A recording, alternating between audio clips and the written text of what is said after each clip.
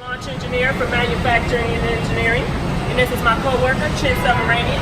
He is a manufacturing engineering manager for facilities and conveyance. And we're going to talk to you today about the chassis assembly area. Right now, I'd like to let you know where you're located. You're literally located at the beginning and the end of chassis. If you look to my left, your right, this is the beginning of chassis. And then my right, your left, this is the end. The pictures you've been taking are of a fully assembled chassis that goes over to body marriage, which you may have seen, and it's based up with the body coming from trim. One of the things I'd like you to take note of, my left, your right, at the beginning, we load the frames inverted, upside down. The reason why we do that is because that makes it a lot easier to install the suspension component. When you're installing a 300-pound front axle, it makes it a lot easier to utilize gravity. It also makes it a lot easier for the operator, so it's literally a win-win for everyone. Once we're finished installing all the suspension components, we get down to the end of what we call the first leg of chassis. We have another set of robots at the beginning of this line that flips the frame over, puts it in the upright position. That is needed to make sure that we install the powertrain component, and then you end up seeing what you see here, the full assembly. Now I'd like to talk to you about the robots over here, my left, your right. That is the frame VIN cell.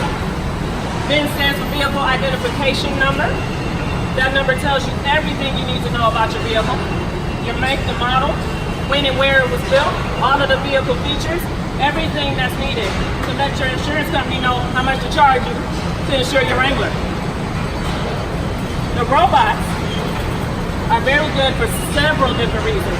One, there's export requirements. Lots of different countries we ship our Wranglers to. We want to make sure that VIN etch is perfect.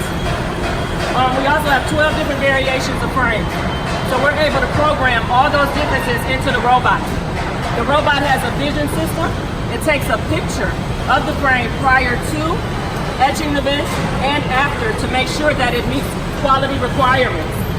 Once it knows it's got a good VIN, it sends it to the next station for operator assembly. Now my co-worker CHEN is going to talk to you about the facility and conveyance system. Okay, so the conveyor system, the top right-hand top pictures here is what we normally use on a chassis conveyor system in an assembly plant. You can see there's a track on the floor and there's a product is at a fixed height. But unlike that traditional approach, we took a different approach.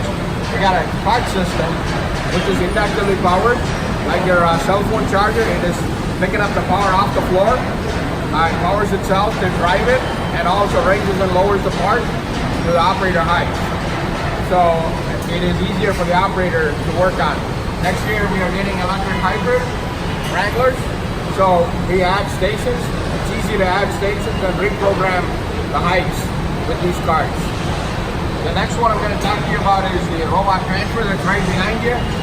These are the two big and commercially available, the biggest robots in the market. They can pick up 5,000 pounds. It's kind of, to give an analogy, it is equal to the weight of a complete four-door Wrangler with wheels on. And those robots have a vision system. They locate the frame that's on the carts, pick them up, and they load it to the overhead conveyor system. Now we will take you up to the different so you can take